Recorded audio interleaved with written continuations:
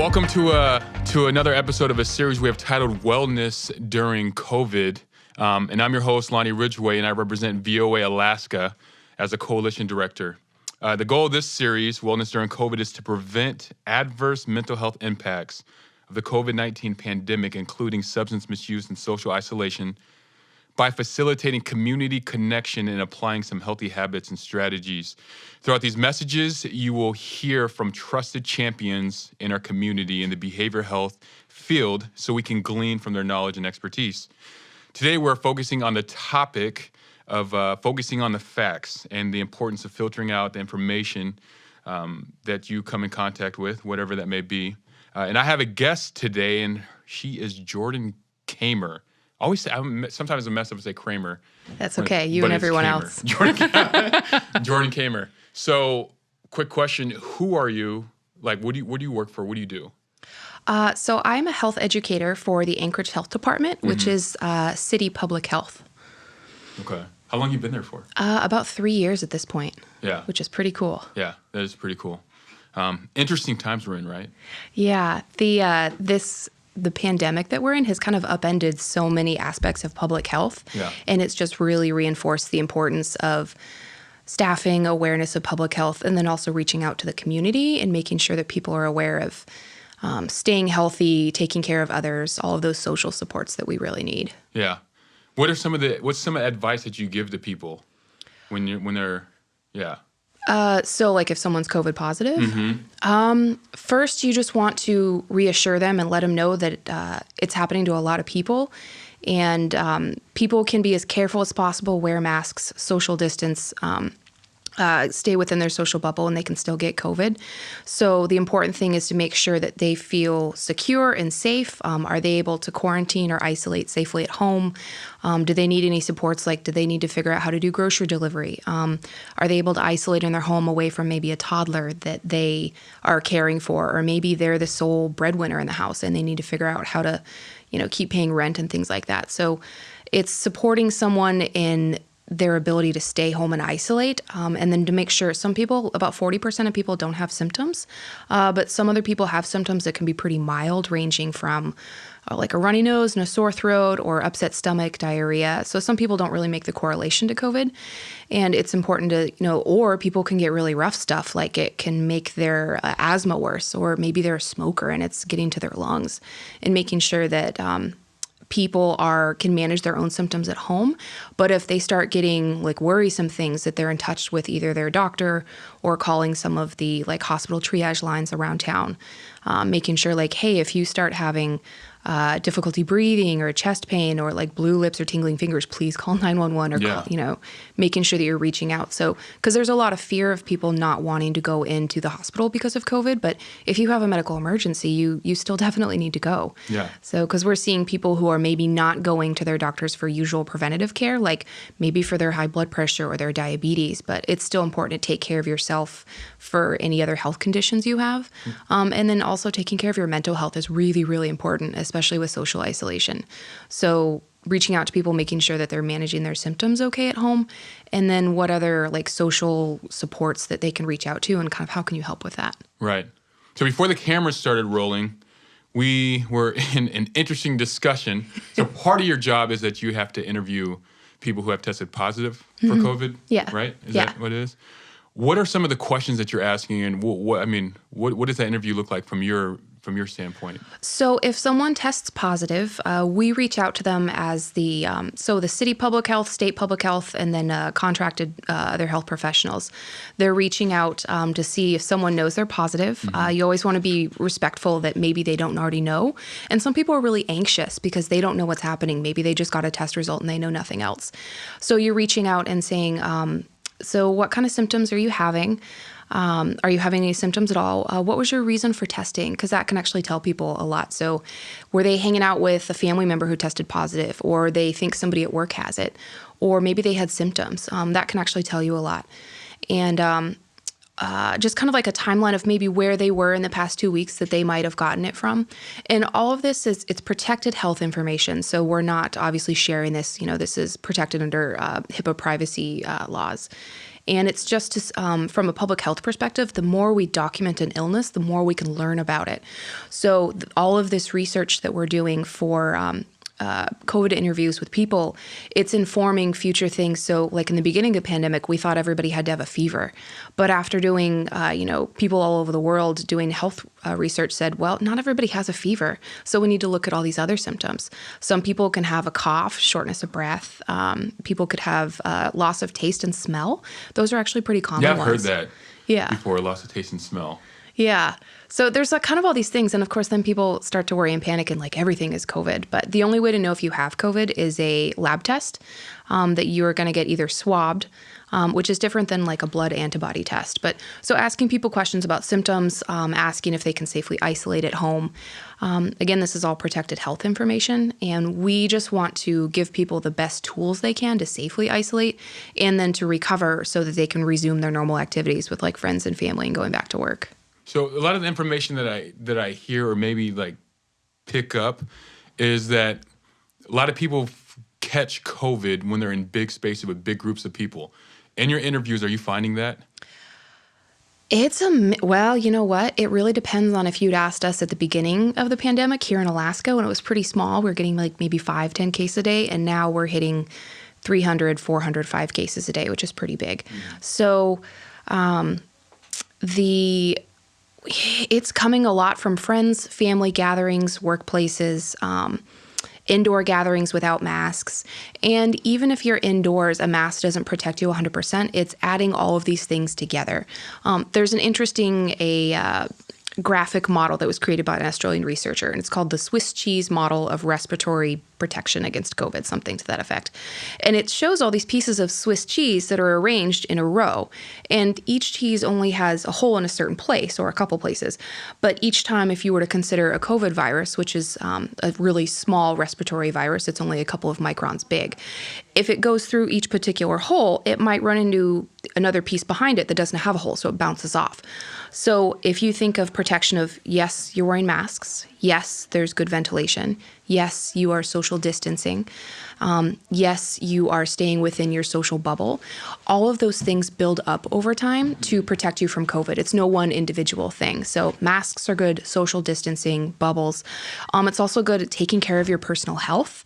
Are you getting enough sleep? Are you getting enough, eating a good diet? Are you taking care of your mental health? So that's kind of what a person can do on a personal level for protecting themselves. But then there are public perspectives. So the idea of everyone wearing masks rather than just you as an individual. When you're worried about other people around you, we can all do better. Mm-hmm. So I guess being as a collective, a part of humanity is trying to do the best for everyone else, and you get good outcomes. When you're talking to people and they are finding out that they have COVID, is there a lot of like anger, like they super mad about it, or is it like anxiety? Like what is kind of the reactions, the responses that you?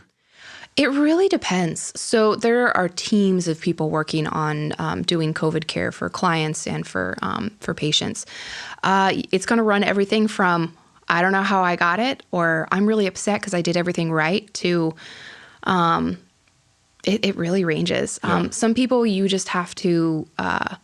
It's a lot of active listening. So listening to some people's concerned. So maybe you're just trying to get an interview done, but this person, they really just have questions and you want to answer those. Like, how did I get it? When am I considered recovered? When are these symptoms going to go away? So there's a lot of anxiety too. So it runs everywhere from usually anxiety, sometimes stress, sometimes anger. Sometimes there's denial.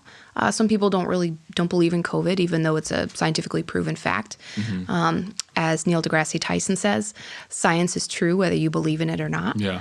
So the importance of just reinforcing all of those public health perspectives, I think really helps in the long run. Is it scientifically true that kids can't get it? No, kids can definitely get it. Kids, their immune system isn't as developed as adults. Mm-hmm. So for some reason, COVID just doesn't affect them as much. However, kids can definitely get it, and kids can get really sick and even die, just like adults can. But a lot of children maybe aren't tested as often. And so kids can anybody can get it. If you are alive with a heartbeat, you can get COVID. So, and that just, falls into personal health, taking care of yourself, and keeping the rest of the family and your friends and coworkers safe too. Yeah. One of the things that I'm a pretty upbeat person, and I've always have been for the most part. And this season has really affected and I think it's a mix between all the information that I'm reading and my time that I spend on social media and all that stuff, and not being able to meet with people and be with, friends, kind of has affected my mood somewhat. I think my wife would probably say that. What do I need to be aware of when it comes to information and mental health and social isolation, all that stuff? There's a conversation that is around that, and I don't know exactly what question to ask, but what do I need to be aware of, and what do I need to know? How does that affect me? Do you? Doom scrolling is definitely a thing. Doom scrolling. So if you are just reading the news or reading stressful information over and over, because you're getting that dopamine hit of new information, that's why we look at social media and why we hit refresh on it all the time. So that can definitely do a number on your mental health, because if all you're doing is reading news can be very informational, and we need news to learn and to grow. But it can also be really stressful if you're kind of stuck in a negative news rut, or if you're paying attention to either health or to politics or to social events that are going on. That can be really stressful. So a big thing is it's okay to get your information. Make sure it's coming from reputable news sources. And a good way would be a lot of local news sources tend to be really good ones. So here in town, maybe not so much blog posts, but you would want to get it from actual news organizations. For health information, the state of Alaska has a really excellent website on COVID, as does the Anchorage Health Department that's being run by the municipality. And then national stuff, so the Centers for Disease Control and Prevention, international sources like the WHO, so the World Health Organization. So getting your sources from legit places. And then it is okay to step back from all of that. So you've had a long day, and here you are, after dinner, opening up your phone before you go to bed. Then you sit there and stress out about reading about all this stuff. So it is okay to maybe schedule your social media or schedule your news time. I've got a half hour, an hour here where I'm just going to dig into everything. It could be social media. You could be on TikTok, Instagram, Facebook, but then realizing, my hour is up. And then going back to doing something that is more face-to-face, with family time or with friends in your close social bubble, or playing with pets. There's so much that with mental health that's really important right now is stepping away from a screen, because we connect as humans face-to-face. Right. Screens are good because it allows us to connect with maybe grandparents that live somewhere else or your best friend that moved away. But having that personal face-to-face connection, that's where you're going to get the most gratification from. Have you heard, is there any research out regarding the effects that our life has gone to screen and virtual has affected on our mental health? Is there any research out? The thing with screens is if you think about maybe you're doing online schooling or you're in a work meeting, you might have other tabs open that you're looking at, or maybe you're checking your phone at the same time. Not me. When I'm in a meeting, I'm always focused. I'm never. And humans are actually really not good at multitasking. For everybody that says that they're good at it, our brain really doesn't have the capacity to differentiate between different tasks, especially if you're someone who maybe struggles with dyslexia or ADD or maybe depression or anxiety. Multitasking, it's best if you focus on one activity at one time if it's on a screen. And I know that's really, really hard if you're at work or school, but giving your full attention to it, you actually remember more. Kind of an interesting another anecdote is that a lot of us, if we go to live concerts or live shows and we're recording on a screen, if you're recording whatever, the show, the celebrity or the music artist sits up on screen, you're looking at your phone while you're recording it, you actually remember less of the concert because you were staring at your phone. So it became a technological screen event to you rather than a live event where you're using all your five senses to pay attention. So with live events, be paying attention. But if you're on a screen, give whatever that activity is your full time.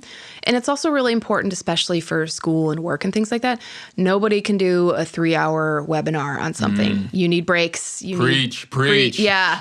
Stretch, walk around, go get a snack. Yeah. All that, it's hard to do screens. So yeah, hour and a half max is I figured out that's my max. Anything above that, I start to get. It's bad. Yeah, most people do. Yeah.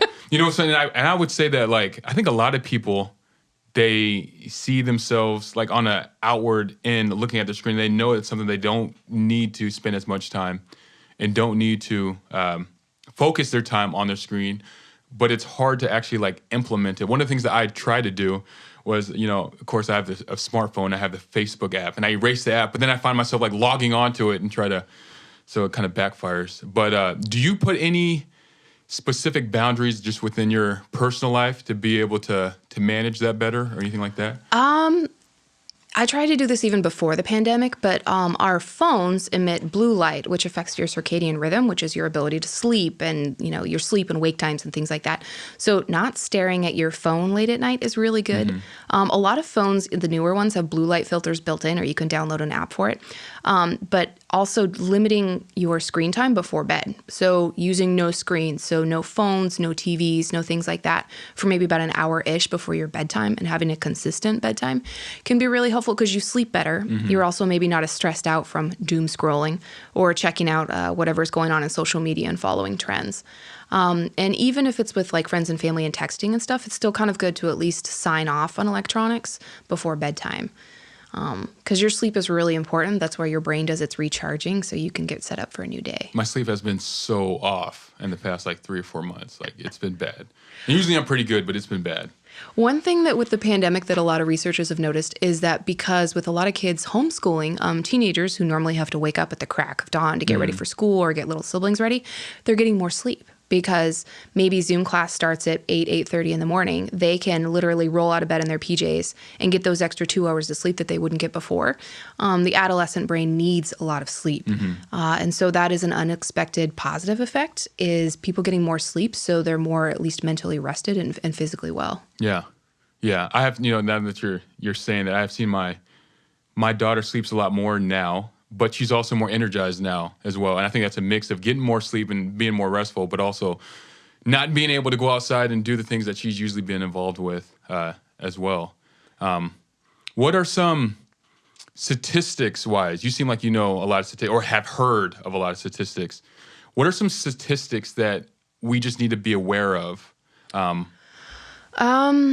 Well, it depends on what you're looking at. I think mental health is kind of it's on everyone's thought right now, because with the social isolation, more screens, you're worried about people who are maybe getting their social interaction from screens and from friends.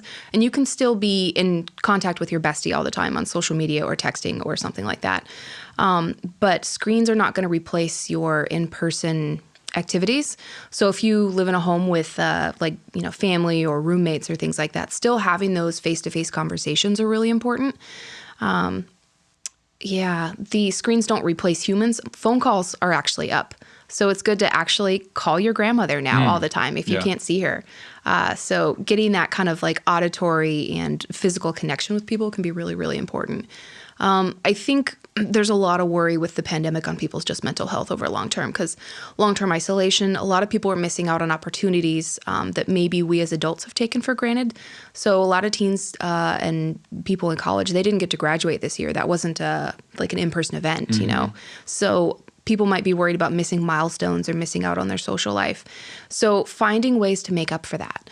Finding things like maybe a new family tradition, or with your friends, or starting new challenges or trends, maybe finding new recipes. I know there was all this stuff the pandemic about people who learned to do a hobby. So it's also okay if you aren't becoming an amazing cook, if you aren't developing new hobbies. People had all these ideas about all these hobbies that they would do. And if you don't reach those, it's okay. I think there's a lot of social media news telling us that we should be doing new hobbies, new activities. We should be blossoming into these amazing creatures. And you're already amazing. You just need to find what your strengths are. So if that means you just want to stay home all day and read an actual book, or maybe on your Kindle or something, that's okay. So it's making sure that you're finding joy in the things that give you joy. That emotional regulation is really important. It's okay to feel those rough emotions of maybe anxiety and depression or isolation. And it's okay to feel those emotions, but then to let them pass and realize that you have the ability to recognize those, and then trying to look for joy in things. So if you don't take care of your body, where will you live? Right. That includes your mind, body, and soul. Yeah. So I guess personal connections, because we're worried about social isolation. Right. Yeah. Speaking of personal connections, so we were talking about this before, but I think like right now, it seems like a lot of people are at the point where they're just like, forget it. I'm going to hang out with so-and-so. I'm going to this concert or go to this party. Yeah. What's the advice you give those people? Because that is happening, like that people are just fed up. Like COVID fatigue is definitely real. Dr. Ann Zink has been talking about it. You need personal connections. Mm-hmm. So that is going to be keeping your social bubbles small. So if you need that personal connection, maybe you and your bestie, maybe you're in each other's bubble and each other's family, but you guys aren't really hanging out with anybody else. What do you mean bubble? Bubble is with a close, trusted group of either friends or family. Bubbles can be anywhere from 2 people to maybe 2 families that maybe only do their social activities together. So if people are working from home and then they only interact with this one other family, the bubble's pretty small. So the chance of getting COVID and bringing it into that bubble is pretty low. And so with COVID fatigue, we're seeing, well, I hung out with this group of friends and, then I felt fine. So I hung out with this other group of friends a couple weeks later. And it can take up to 14 days for a COVID infection to take hold, for someone to become either ill or infectious to other people. And so if you are going to break out of your social bubble, we recommend you do it with other people who have also been socially, isolating and quarantining at home, and to pay attention to that 14-day marker. And also, a lot of people don't show symptoms. And so the only way you know you have it is going to be a lab test that can take a couple days. And you can even test too early if you get exposed to it.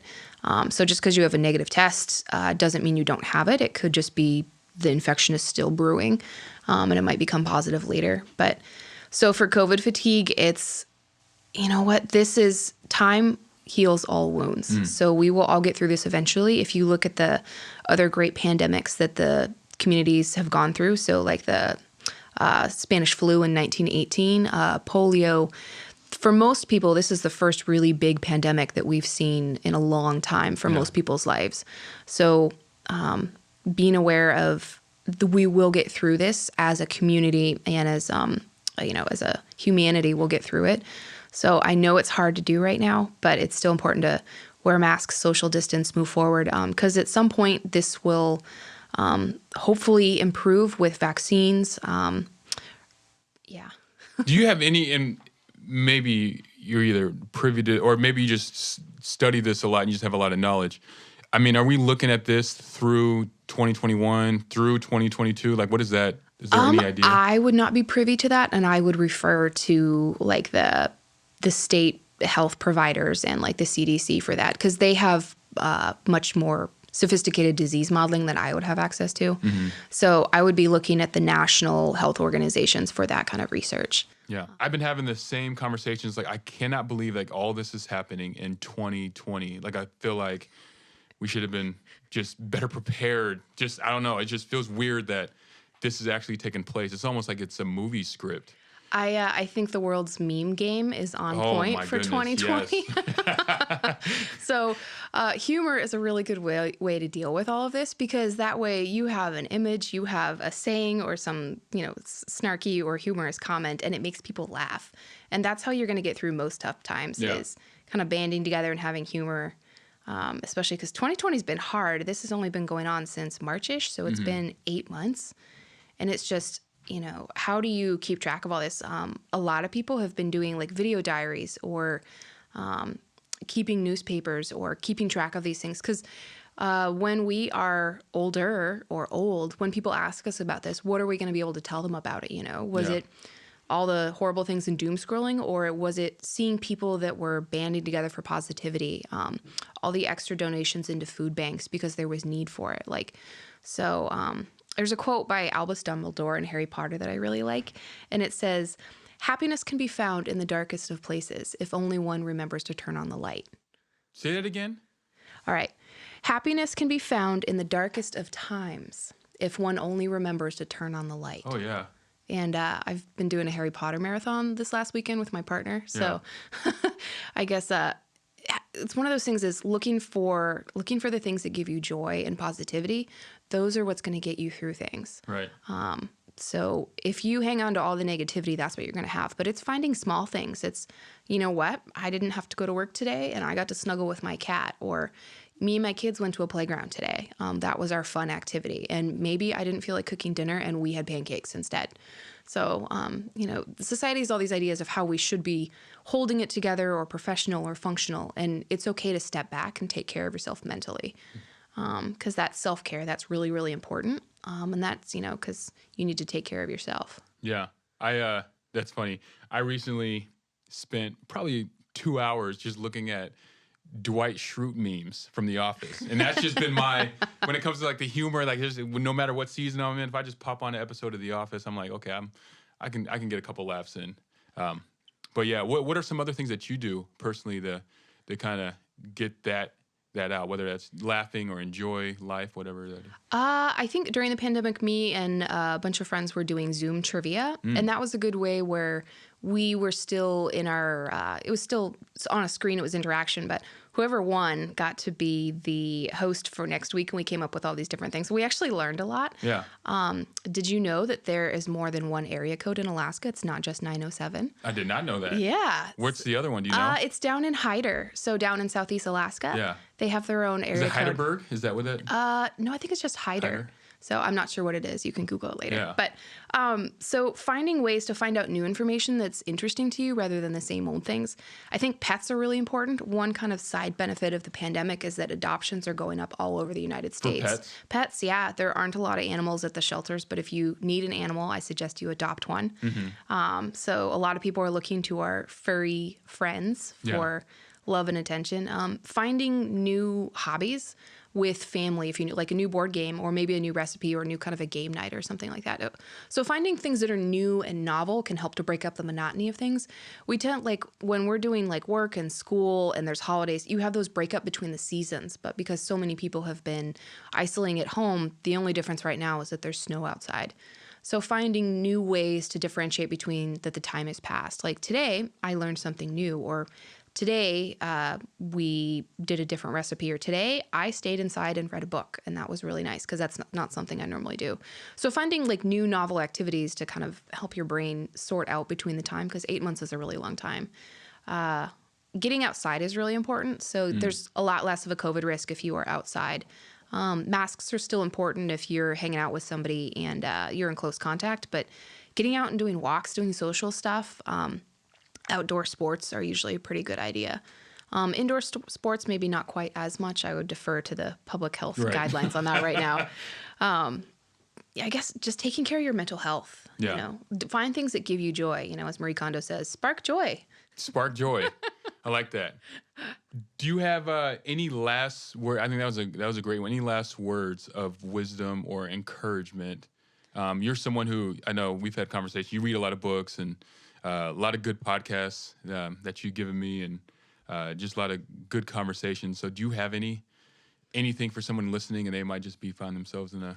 I think the most important thing right now is to reach out to your friends and family for that social connection. So by phone or video chat if you need to, or, putting people in your social bubble so you have that human connection. So we are community creatures. We really thrive on physical touch and emotional connection and things like that. And so with an absence of physical touch, you want to make sure to be able to connect with other people, at least on an emotional or spiritual level. And just reaching out. And if you're not doing so good, reaching out to your friends or to your family. And if your friends aren't doing so good, reaching out to them, but also realizing the importance of professional help too. So you shouldn't, no one wants to be a burden on someone else, but you always want to make sure that that the burden isn't that you are gone, or maybe you didn't make it through this pandemic. So that's a real thing. Yeah. Because those numbers are, I'm a statistics and numbers nerd. Yeah. And I'm really interested in seeing what those numbers are, but I'm not looking forward to seeing what those numbers are, because that's a real thing and that's happening. And that's important. So if you are a friend and you have a friend who you don't think is doing so good, try to be the best friend you can and to be a listener, not to be non-judgmental, but also know when to reach out for professional help. So as a friend, most of us aren't professional therapists. We're just professional friends. Yeah. So being able to reach out to professionals who can help you sort through your emotions or give you tools and tricks to get through things, I think that's a really important one is, we are social creatures and we thrive on that. And the thing about all this, try not to focus on the bad news, because we hear about maybe stressful events or things that are bad, but think of all the good stuff that's going on. So, as Mr. Rogers likes to say, look for the helpers. Look for the helpers. Yeah. Well, thank you. I appreciate it. I think I'm going to call my grandma this weekend. Yeah, That's you going to should. be my goal, just because of what you said. But yeah, thank you. I got a lot of good tips and good encouragement, and it's always great speaking to you. But I think anybody who will be listening to this will be benefiting from some of the information, the wisdom that you shared. Yeah. So thank you very much, Jordan Kamer. Yes. Yeah. Thank you very much. Thanks for having me today. Yep. Absolutely.